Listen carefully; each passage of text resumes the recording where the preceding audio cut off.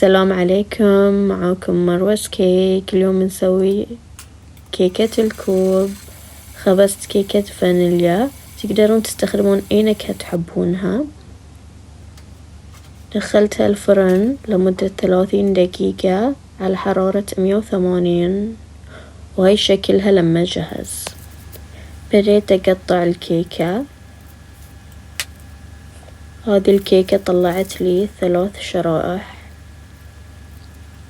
تقدرون تستخدمون أي كيك وأي سايز على حسب الكوب الموجود عندكم.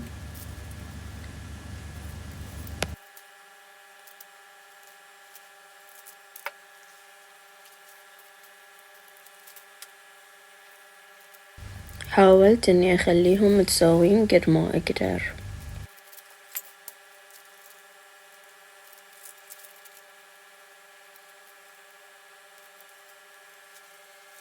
في قمع حطيت نوتيلا وحطيت كريمة الزبدة السويسرية.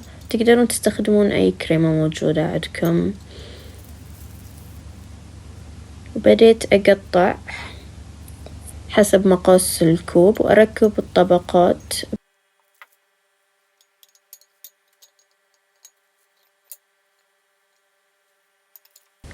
والحين ببدأ بالطبقات. أول شغلة شوكولات، بعدين كريمة. بقطع الكيكة على حسب الشكل. إذا في فراغات بملأها بالكيك.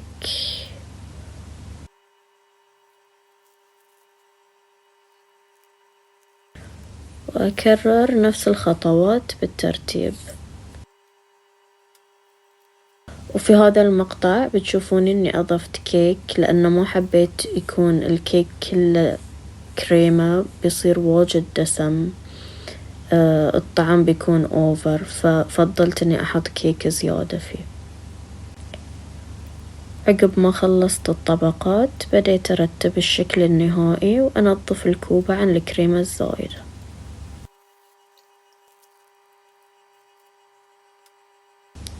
وفي الكوبة الثانية كررت نفس النمط. تقدرون تستخدمون نكهات ثانية، تقدرون تخلون مربى، تقدرون تستخدمون شوكولات، أي نوع اللي تفضلونه أو موجود عندكم في البيت تقدرون تستخدمونه.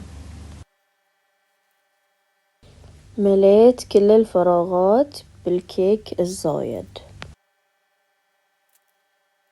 الخطوة هذه مهمة عشان الكيك يطلع متساوي.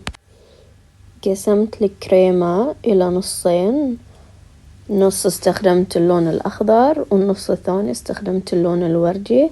استخدمت ألوان أميري كلرز، الصراحة ألوان جدا ممتازة وتعطي اللون اللي أبغاه. مثل ما تشوفون في الفيديو الألوان جدا ممتازة، واستخدمت كمية قليلة.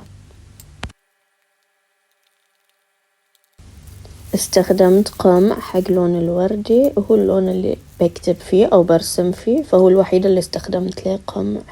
اللون الأخضر حطيته بسباتشولا مثل ما تشوفون.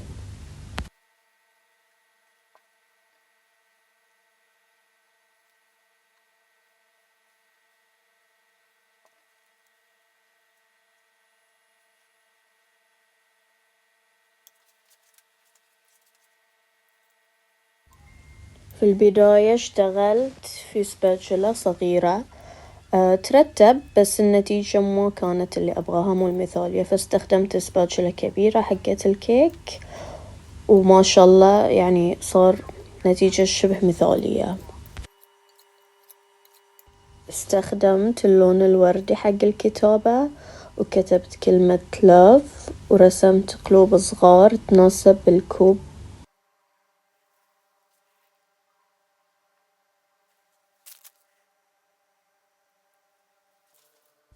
في الكوب الثاني استخدمت بعد نفس الكريمة الوردية، وكتبت بالعربي مبروك، ورسمت بعد قلوب صغار تناسب الثيم.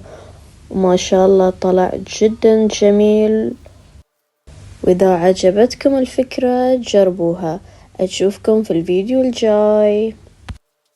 مع السلامة، ولا تنسون اللايك وشير وسبسكرايب.